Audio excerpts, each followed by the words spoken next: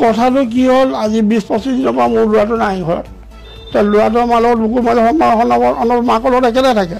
সি বজাৰবিলাক গ'লেও মাকক কৈ দিয়ে যে আমাৰ খানা বনাই থোৱা, মই খানা খাম, মাকে খুৱাই দিয়ে এতিয়াও তাক।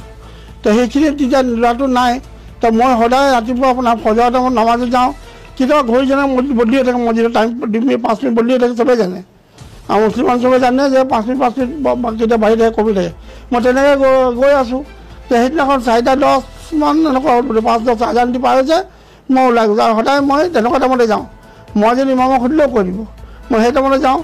সেইদিনাখন মানে কি হ'ল, গোটেই ৰাতি মই চিন্তা হোৱা নাই। ৰাতিপুৱা গৈ আছোঁ, যাই থাকোঁতে চিৰি আপোনাৰ ফুটৰ নামি দিলোঁ, নামি আকৌ উঠি দিলোঁ, ফুটৰ নামি আকৌ উঠি দিলোঁ, নামি উঠি গৈ চিধা গৈ আছোঁ। কোনোবাই বোলে বেক চাইডে জুই লগাই দিলে।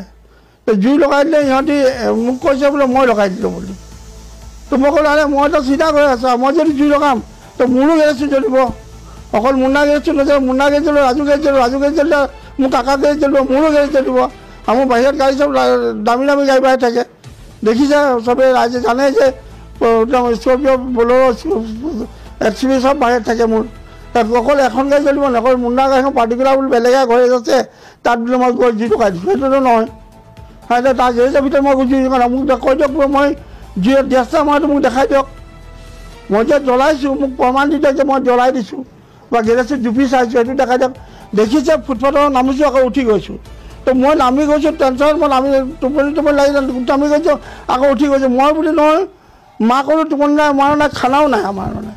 এটা ল'ৰা মোৰ, ছোৱালীজনী বিয়া দিলোঁ, এটা ল'ৰাটো যেতিয়া নাথাকে, যাৰ মাক বাপেকে গম পাব কেনেকুৱা লাগে। নহয় মই কেনেকৈ, মই যদি লগালোঁ তাত, মই মোৰ গেৰেজটো কাৰণ মই চিন্তা নকৰিম নেকি? মোৰ গেৰেজটো জুই লগাওঁতে মোৰ গেৰেজটো মই চিন্তা নকৰিম নেকি?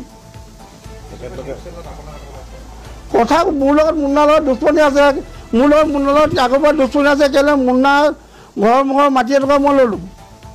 আজি 10 বছৰ আগতে মাটি এটুকা বিকিছিলে মুকুল ষ্টৰৰ মালিকে, সেই তাত মুন্নাই জাবৰ পেলাই থৈছিলে। জাবৰ পেলাই থওঁতে মুন্নাৰ মাটিটো মানে সিহঁতি বেলেগ গোৱালপাৰীয়া মানুহ বিকিব ল'লে। সেই মাটিটো মই কিনি ল'লোঁ মানে। কিনি লওঁতে মুন্নাই মোক এদিন ক'লে, যে আমাৰ ইয়াত মই জাবৰ পেলাইছিলোঁ, তুমি কিনি ল'লা মাটিটো। মই লালে মোৰ পইচা আছে, মই কিনি ল, তই তোক দাম দি লৈ ল, তই তোতকৈ বেছি দি লৈ মই বাউণ্ডেৰী মাৰি দিলোঁ মানে। কাম তাত সদায় বেছি আছে। মুন্না গেৰেজত 2খন গাড়ী আছে, মোক ৰাইজে মই কৈছোঁ বেয়া, ঠিক আছে তাহাঁতৰ কথা মানিছোঁ। 10জনে দেখিব ন গাড়ী কাৰ গেৰেজত বেছি আছে, গাড়ী মোৰ তাত বেছি আছে, তাৰ তাত বেছি আছে, চাই লওক।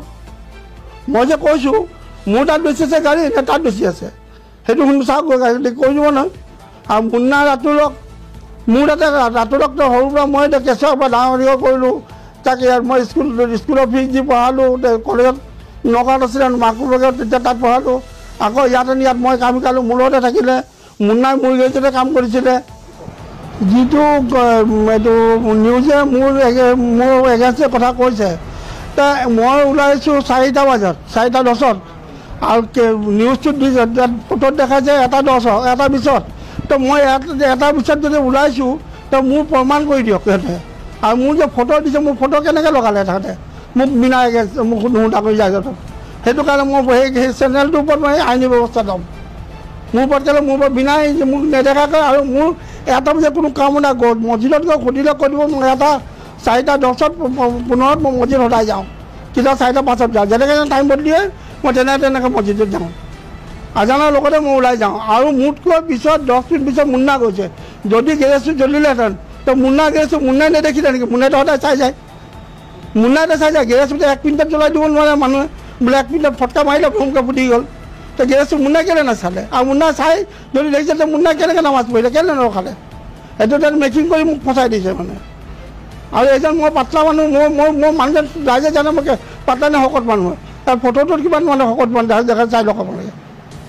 ফটোটো চাওক যে মই মানুহ হওঁ নহওঁ, মোৰ ড্ৰেছ নাই, মোৰ ফটো লগাই ফটো মাৰি দিছে আৰু মোক ফচাই দিছে মানে কথাটো।